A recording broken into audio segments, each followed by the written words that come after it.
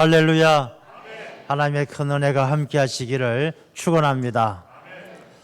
우리 성도님들 복장을 보니까 날씨가 좀 추워진 것 같습니다. 목도리도 하시고 좀 옷도 두툼하게 입으셨습니다. 날씨가 참 묘합니다. 하루아침에 이렇게 추워지는 것을 깨닫게 되어집니다. 젊었을 때에는 날씨가 이렇게 갑자기 변하는 것을 몰랐습니다. 날씨가 변하든지 말든지 별로 신경도 안 쓰였습니다. 근데 세월이 지나다 보니까 날씨가 이렇게 하루아침에 바뀌는구나 라는 것을 깨닫게 되어집니다. 저녁까지만 해도 추운 것을 몰랐는데 아침에 일어나 보니까 너무 바람이 쌀쌀하고 계절이 확 바뀐 것을 느끼게 되어집니다. 이 환절기를 맞이해서 우리 모든 성도님들 더욱더 건강을 잘 챙기시고 무엇보다도 육신의 건강도 중요하지만 이 날씨가 바뀌는 것, 계절이 바뀌는 것, 또 세월이 빨리 가는 것을 깨달으면 이 영적인 건강도 잘 챙기셔야 할 때가 된 것입니다. 우리가 하나님 앞에 가게 되는 그날을 또 기도로 잘 준비하고 우리의 신앙을 더욱더 든든히 세워갈 수 있는 그런 귀한 시간들 다 되시기를 축원합니다. 지난 주일은 교회 창립 74주년을 맞이해서 우리가 초청 감사 주일로 지켰습니다. 또 많은 분들이 오셔서 함께 예배를 드렸습니다. 우리가 한번 행사로 끝나는 것이 아니라 우리 함께 예배 드렸던 그분들이 하나님의 집을 찾아왔던 그 발걸음이 하나님께서 붙들어 주셔서 일평생 남은 여생 하나님을 잘 섬기며 신앙생활 할 수 있도록 기도해 주시고 또 끊임없이 권면하셔서 여러분의 가족, 친구들, 형제들 다 구원받는 주의 백성 되시기를 축원합니다. 그래서 지난 창립 감사주일을 앞두면서 한 주간 특별 새벽 기도회를 했는데 그 특별 새벽 기도회를 느헤미야의 말씀을 가지고 함께 나누었습니다. 그래서 느헤미야 말씀을 나누었고 오늘은 13장 마지막 장의 말씀으로 느헤미야서의 말씀을 함께 정리를 하고자 합니다. 이 느헤미야라는 말의 뜻은, 이 느헤미야라는 이름의 뜻은 야훼 하나님 여호와께서는 나의 위로가 되신다, 이런 뜻을 가지고 있습니다. 느헤미야는 이스라엘 사람이지만 태어나기를 바벨론에서 태어났습니다. 바벨론 포로로 붙들려 갔던 자녀로 태어나서 포로 생활을 하다가 이 느헤미야는 그 바벨론에서 이제 출세를 했죠. 왕의 비서, 술 맡은 관원이 되었으니까. 자기는 출세를 했지만 고향 땅에 자기 민족과 자기 고향 땅에 두고 온 사람들, 그 자기 조국을 생각하면서 늘 울며 기도하다가 하나님께서 3차 포로 귀환을 통해서 고국으로 돌아가서 고국의 총독으로 가서 그곳에서 예루살렘 성벽을 재건하게 하나님께서 도와주셨습니다. 많은 반대가 있었지만 산발랏, 또 여러가 도비야, 게셈, 반대하는 사람들이 많았지만 이들을 물리치고 예루살렘 성벽을 재건하고 또 에스라와 함께 이스라엘 백성들의 신앙을 다시금 회복하는 그런 큰 역사를 이루었습니다. 느헤미야가 이렇게 이스라엘로 돌아가서 예루살렘 성벽도 다시 만들고 또 이스라엘 백성들이 신앙생활도 잘 하도록 그렇게 이끌어가고 여기에서 다 끝났으면 참 좋았겠습니다만 오늘 이 13장의 말씀에 보니까 아직도 끝나지 않은 문제가 있었던 것을 볼 수가 있습니다. 자, 느헤미야는 아닥사스다 왕 20년 때에 이스라엘로 돌아갔습니다. 그리고 오늘 본문의 말씀 13장에 나오는 것은 아닥사스다 왕 32년 때입니다. 그러니까 12년의 세월이 흘렀던 것입니다. 이 12년 동안 어떤 일이 있었느냐 하면 느헤미야가 예루살렘 성벽을 다시금 새로 세우고 이스라엘 백성들에게 하나님을 잘 믿도록 교육도 하고 그러다가 총독의 임기가 끝나고 나서 다시금 이 바벨론으로 돌아갔다가 그리고 얼마 지나서 32년 되던 아닥사스다 32년째 되던 해에 또 다시 예루살렘으로 돌아오게 되어집니다. 그간의 시간이 정확히 얼마인지는 모르지만 어느 정도 시간이 흘렀던 것입니다. 여러분, 시간이란 게 참 묘한 힘이 있습니다.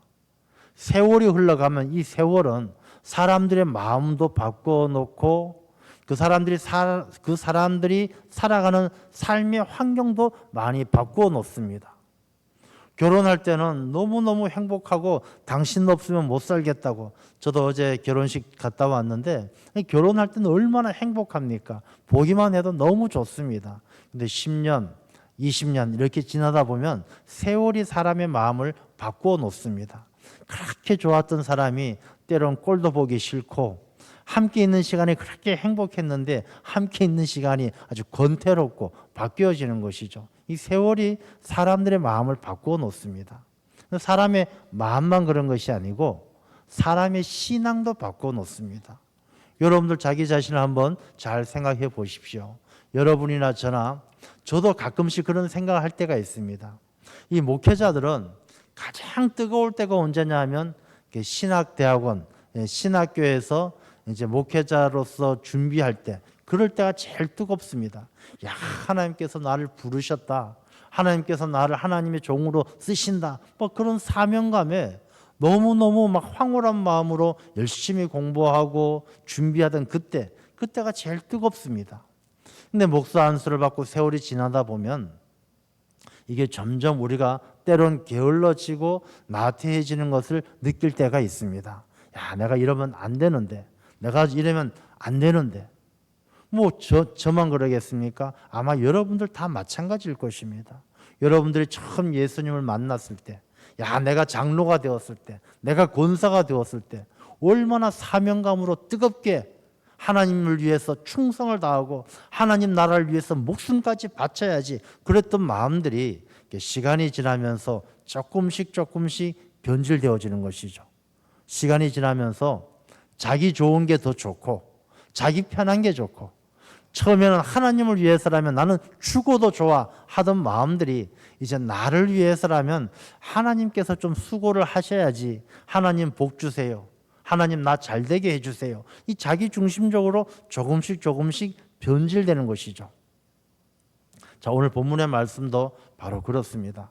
느헤미야가 오랜만에 돌아갔다가 총독의 임기를 마치고 본국으로 돌아갔다가 다시 예루살렘에 와 보니까 이 사람들이 많이 변했어요. 신앙도 변했고 마음도 변했고 살아가는 모습도 많이 변했습니다. 느헤미야가 너무 마음이 아픈 거예요. 그래서 오늘 본문의 말씀은 느헤미야가 그 변질된 사람들의 삶을 하나님 앞에 바로잡기 위해서, 하나님 앞에 바로 세우기 위해서 아주 헌신하고 노력하는 모습을 통해서, 이 말씀을 통해서 우리의 삶이 다시 한번 하나님 앞에 바로 세워지고 나태하고 게을러졌던 우리의 신앙이 하나님 앞에 든든히 세워지는 은혜의 시간이 되시기를 축원합니다. 자, 먼저 이 느헤미야의 눈에 처음 들어왔던 문제, 야, 이게 왜 이렇게 되어졌나, 어떻게 이렇게 변질될 수가 있나 라고 했던 첫 번째 문제가 무엇이냐 하면 이 도비아의 문제입니다.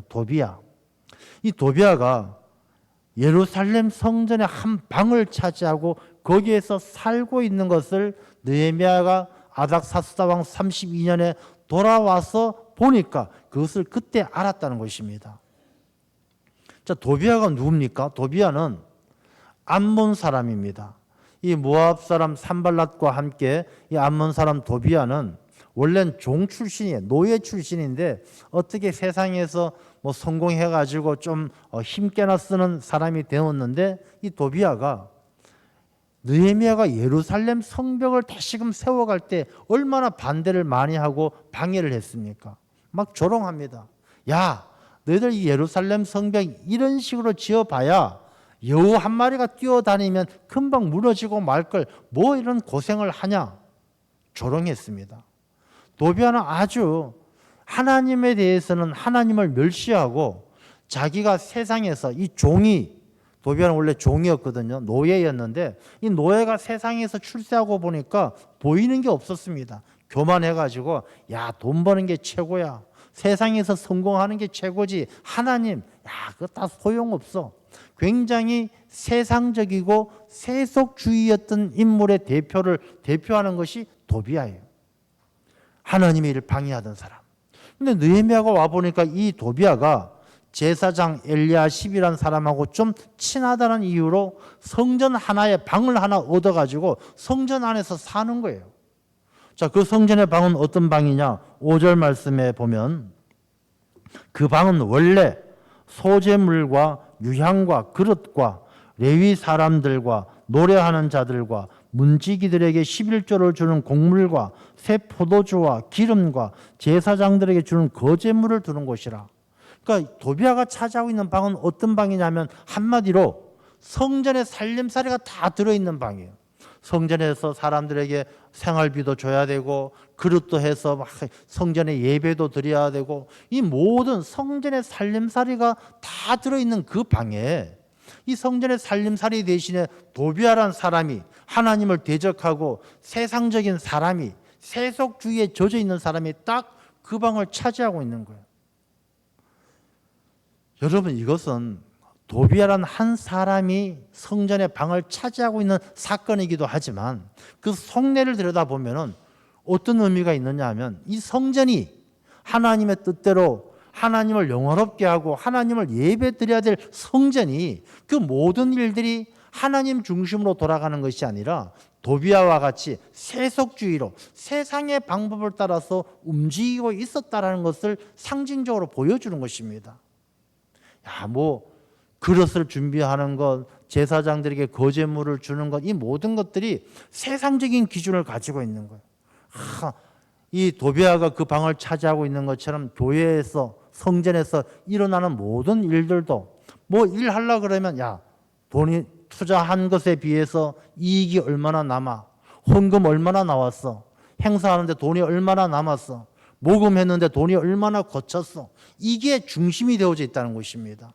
하나님을 기쁘게 하고 하나님의 영광을 드러내는 것, 그것은 이미 다 그릇들을 치웠어요. 그 방에 있던 원래 있던 것들을 다 치우고 도비야가 주인 노릇 하듯이 이 성전 안의 모든 살림살이가 세속주의에 깊이 젖어 있었다는 것입니다. 여러분, 느헤미야 시대 성전만 그렇겠습니까? 오늘날에도 마찬가지예요. 오늘날에도 교회 안에 이 세속주의가 깊이 들어와 있는 모습 볼 수가 있는 것입니다. 무엇을 하더라도 사람을 교회에서 행사를 하고 식당에서 봉사를 하더라도 이 도비야가 주인인 것처럼 세상 방법으로 모든 일들을 하려는 사람들이 얼마나 많은지 몰라요. 세상에서는 이렇게 안 해. 교회에서 무슨 일을 할 때에도 늘 세상적인 기준을 가지고 일을 합니다. 이 일을 하려면 당신 앞장서서 일하시는 당신 대학교 나왔습니까? 자격증은 뭐 가지고 있습니까? 당신 자격증이 있으니까 일할 수 있습니다. 당신 자격증이 없으니까 일하면 안 됩니다. 이 세상의 기준이 교회 안에 들어와 있는 모습들을 많이 본다는 것입니다. 교회 안만 그렇습니까? 우리 마음 안에도 그래요. 마음 안에도. 내 마음 안에도 도비야가 들어와서 딱 자리하고 있는 일들이 얼마나 많습니까? 교회 와서 예배를 드릴 때에도 늘 세상적인 기준을 가지고 교회의 모든 일들을 판단하는 것입니다. 목사님께서 딱 말씀을 전하시면 내가 그래도 세상에서 박사인데 내가 이 박사 전문가의 입장에서 봤을 때는 저 말씀은 이건 맞고 저건 틀리고 내 마음속에 도비야가 들어와 있는 거예요. 세상의 방법이 제일이고 세상에서 성공하고 세상에서 좋아 보이는 게 그게 가치의 우선순위를 두는 건 내 마음속에 도비야가 들어와 있기 때문에 그렇습니다. 여러분이 도비야 우리가 생각할 때에는 성전 방 하나 내준 게 대단한 문제인가라고 생각할 수 있지만 그 방 하나가 성전 전체에 하나님의 영광을 가리는 것입니다. 내 마음속에 그런 마음이 들어와 있으면 내가 하나님께 받은 은혜가 그 작은 쥐구멍 같은 것, 이 도비야 하나가 성전 안에 들어와 있는 것은요 쥐구멍이 뚫려 있는 것과 마찬가지예요. 여러분, 쥐구멍 하나 딱 나 있으면은 창고에 있는 쌀이요 맨날 쥐가 들락날락거리면서 다 파먹는 거예요. 내 마음속에 도비야가 있어가지고 세상이 최고야, 세상식으로 세상 방법대로 하는 게 참 좋아, 이런 마음이 있으면 하나님께서 내게 내 마음의 창고에 은혜를 부어주셔도 그 은혜가 맨날 쥐구멍에 다 빠져나가는 거예요. 은혜가 없고 기쁨이 없고 감사가 없고. 그래서 느헤미야가 이 도비아가 그 방에 있는 것을 보고 어떻게 하느냐. 8절 말씀에 보면 내가 심히 근심하여 도비아의 세간을 그 방 밖으로 다 내어 던지고, 이 도비아를 다 방 밖으로 내어 던졌다는 것입니다. 여러분, 교회 안에 세속주의, 교회 안에서 세상의 방법, 세상의 기준, 세상의 가치관 다 밖으로 내어 던지고, 9절 말씀에 보면 명령하여 그 방을 정결하게 하고 그 방을 깨끗하게 하고 하나님의 전에 그릇과 소재물과 유향을 다시 그리로 들여놓았느니라. 하나님의 전에 그릇은 뭐냐면, 그릇은 하나님께서 부어주신 은혜를 담는 사모하는 마음이에요. 소재물은 뭐냐? 하나님께 충성하고 하나님께 헌신하는 결단이에요. 유향은 뭐냐? 하나님께 드려지는 기도예요. 이 느헤미야는 도비아와 같이 세상적인 방법과 세상적인 가치관을 가지고 하나님을 섬기는 삶을 다 내어버리고 하나님 앞에 은혜를 사모하는 마음, 하나님 앞에 충성하고 헌신하는 결단, 하나님께 기도하는 삶으로 원래대로 돌려놓았다는 것입니다. 그래서 중요한 말씀이, 이 말씀 가운데 5절에 보면 그 방은 원래 있던 대로 돌려놓았다는 것입니다. 여러분, 우리가 신앙의 개혁 이야기합니다. 어떻게 하면 신앙생활을 잘하느냐? 여러분, 우리 신앙생활 지금 와서 잘하는 것은요, 원래대로 돌아가는 거예요. 여러분, 우리가 권사의 직분을 어떻게 잘 감당하느냐? 권사 임직 받았을 때 그 마음, 그 신앙으로 돌아가는 게 개혁이에요. 야, 내가 권사 20년, 30년 되었어요. 내가 권사 중에서 좀 고참이 됐어요. 야, 뭔가 개혁을 하려면 앞으로 이렇게 해야 돼. 개혁하려면 뭐 이건 없애고 저건 새로 만들고 저 일은 저렇게 해야 되고 뭐 기도는 뭐 시간을 1분으로 줄여야 되고 자석은 뭐 앞에부터 채워야 되고, 이게 개혁이 아니에요. 그 개혁은요, 내 자신이 원래대로 돌아가는 거예요. 권사의 직분을 잘 감당하려면 권사 임직 받았을 때 마음으로, 그 신앙으로 돌아가는 거예요. 장로의 사명을 잘 감당하려면 다른 일을 하는 것이 아니라 장로의 임직 받았을 때로 돌아가는 거예요. 목사가, 주의 종이 목사로서의 사명을 잘 감당하려면 목사 임직 받을 때 원래대로 돌아가는 거예요. 원래의 자리로 돌아가는 거예요. 하나님께서는 우리 모든 인생들을 하나님의 형상을 닮도록 지어주셨어요. 우리가 하나님께서 기뻐하시는 삶은 어떤 삶이냐? 하나님의 형상대로 원래대로 돌아가는 거예요. 우리가 신앙의 개혁, 종교 개혁, 사회 개혁 많이들 이야기합니다. 종교 개혁 일어난 지가 벌써 500년도 넘었죠. 근데 500년이 지나서도 여전히 세계 모든 교회들이 다 500년의 세월 동안 개혁되어져서 아무 문제도 없고 하나님 보시기에 너무너무 좋으냐? 그렇지가 않아요. 많은 사람들이 개혁을 이야기하면서 도비아의 마음을 품고 있어요. 야, 이렇게 하는 게 좋아, 저렇게 하는 게 좋아. 이렇게 하는 게 세상적으로 보니까 이 세상에 구조조정을 하더라. 교회도 구조조정하는 게 개혁이야. 이 도비아의 마음을 가지고 있을 때는 하나님 보시기에 좋았더라 소리가 안 나오는 거예요. 우리가 이 느헤미야 13장의 말씀을 통해서 첫 번째 깊이 깨달을 것은, 우리가 하나님의 형상을 회복해서 하나님 보시기에 좋았더란 삶으로 돌아가야 할 줄로 믿습니다. 그게 바로 진정한 신앙의 개혁이에요. 내가 예수님을 잘 믿고 싶습니까? 그러면 예수님을 처음 믿었을 때 십자가의 주님이 나를 대신해 죽으셨다는 그 감격에 눈물 짓던 그때로 돌아가셔야 돼요. 원래대로 돌아가야 우리의 신앙이 회복되어지는 것입니다.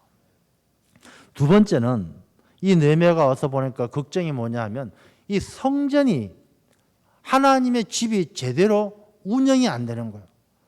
이 레위인들에게 맡겨놨더니 레위인들에게 하나님 앞에 제사도 드리고 성전을 잘 관리하도록 맡겨줬더니, 그 맡겨주면서 나머지 11지파에게 너희들은 10의 1조를 바쳐서 레위인들이 생활하면서 성전을 잘 관리하고 예배를 잘 드릴 수 있도록 해라 했더니 이게 안 지켜지는 거예요.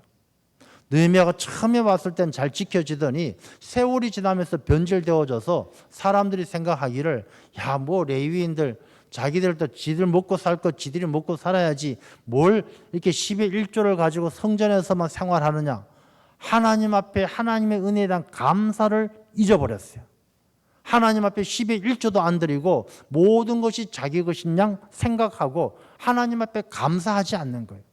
그러니 레위인들이 성경 말씀에 보면 뒤에 나오는 내용을 보면 다 자기 밭을 찾아갔더라. 자기 먹고 살 길을 찾아갔다는 거예요.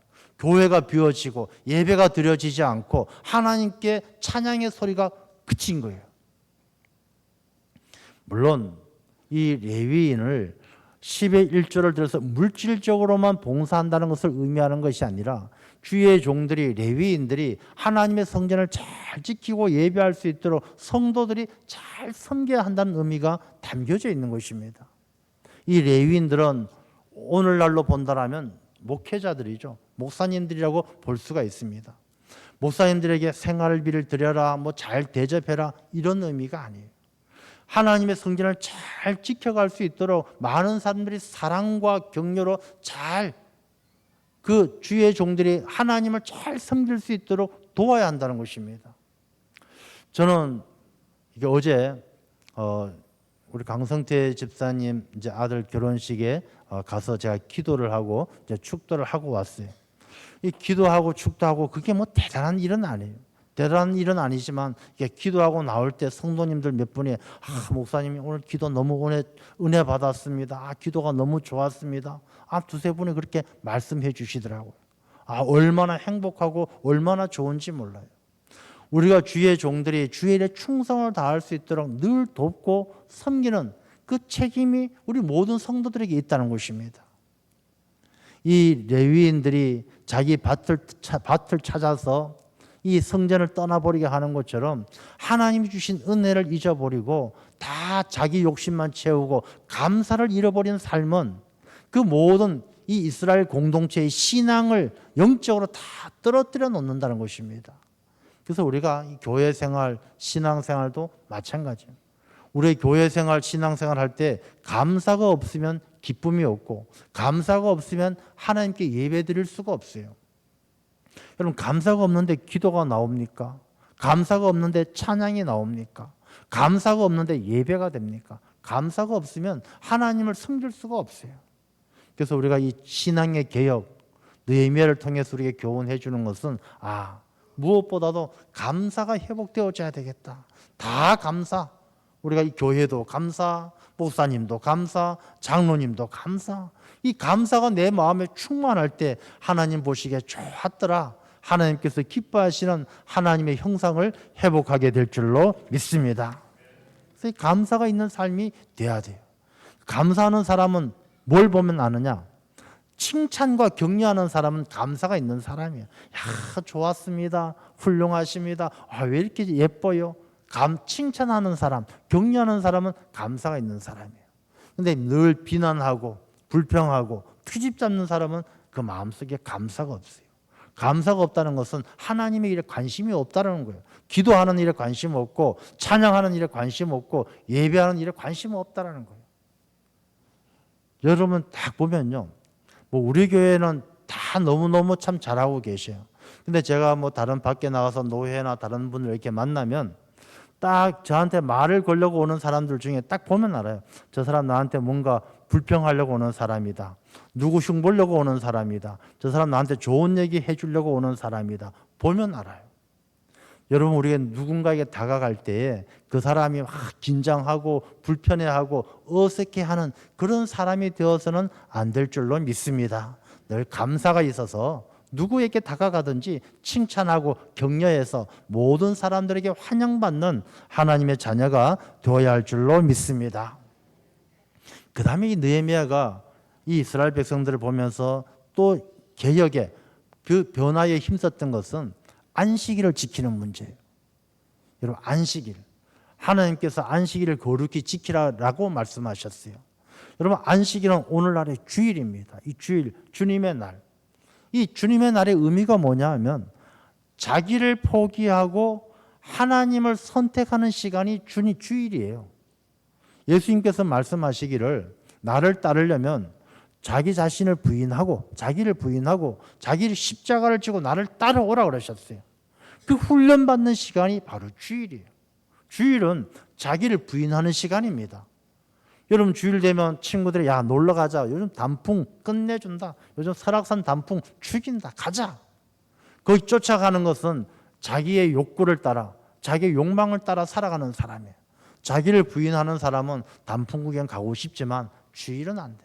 자기를 부인하고 내가 자기 십자가를 지고 교회 와서 주님께서 우리를 위해서 십자가를 지신 것처럼 하나님의 영광을 위해서 내가 감당해야 될 모든 섬김, 훈련, 주님께서 우리를 위해서 섬기셨던 것처럼 섬김의 훈련을 통해서 우리가 예수님의 제자로서의 훈련받는 시간이 바로 주일이에요.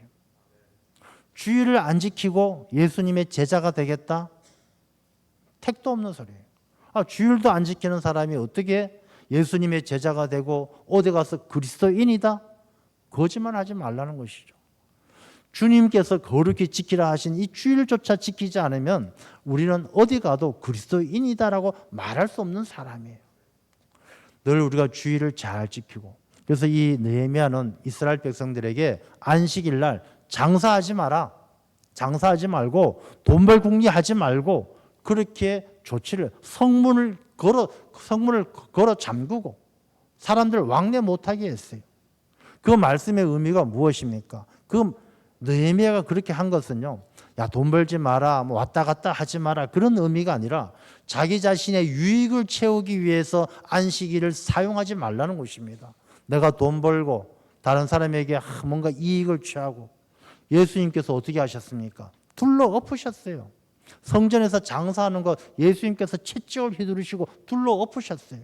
내 마음속에 이 주일을 지킬 때에 자기의 유익을 위해서 지켜서는 안 되는 것입니다. 야 교회 가서 누구 만나야지, 그 만나서 무슨 얘기해야지, 그 친구랑 어디 가서 예배 마치고 어디 놀러 가야지, 그러지 말라는 것입니다. 주일은 온전하게 자기 자신을 부인하고 자기 십자가를 지고 예수님의 제자가 되는 훈련받는 귀한 시간 되어야 할 줄로 믿습니다. 그리고 마지막으로 느헤미야가 또 이 개혁에 힘썼던 부분이 무엇이냐면요, 이방인들과의 결혼 문제예요. 이방인들과 결혼한 이유가 뭐냐 하면 이 이스라엘 백성들의 자기의 탐심 때문에, 탐심이 뭐냐, 자기의 욕망을 채우고 더 많은 것을 소유하기 위해서. 그래서 이스라엘 백성들이 우상 숭배를 왜 했느냐 하면 하나님을 안 섬기고 우상을 섬긴 게 아닙니다. 이스라엘 백성들은 우상을 섬길 때에도 언제나 하나님을 섬겼어요. 하나님 잘 섬기면서도 우상을 섬겼어요. 그게 왜 그러느냐? 탐심이에요. 탐심이 무엇을 말하느냐? 이스라엘 백성이 하나님을 잘 믿어서 나 복 받아야지, 하나님 복 주세요, 하나님 잘 믿었습니다. 그리고 다른 우상이 바알 믿으면 복 준대요. 바알도. 야 그러면 하나님도 믿고 바알도 믿고, 바알 믿으면 복 준다니까. 아세라를 믿으면 자식도 많이 낳고 집안이 잘 된대요. 야 그러면 아세라도 믿고.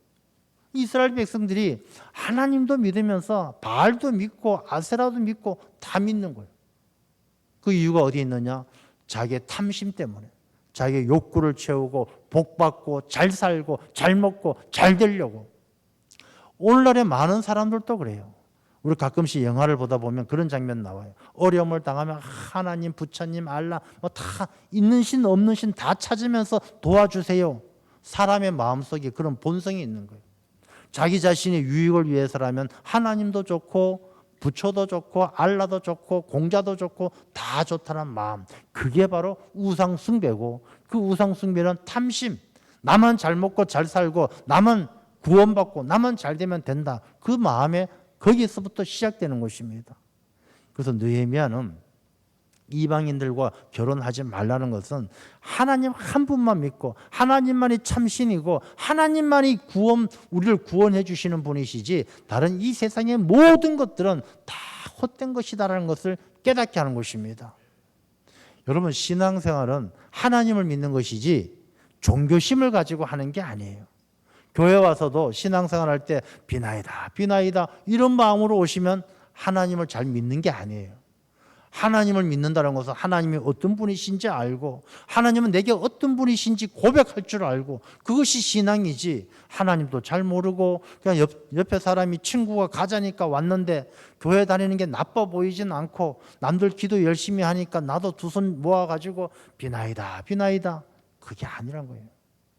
그것은 이방인들과 결혼하는 것처럼 혼합주의, 이 신도 좋고 저 신도 좋고 그래서는 안 된다는 것입니다. 오늘날의 많은 사람들이 기독교를 배타적이라고 이야기합니다. 배타적인 것이 아니라 살아계신 참된 신은 하나님 한 분밖에 없기 때문에 우리가 하나님만 믿어야 될 줄로 믿습니다.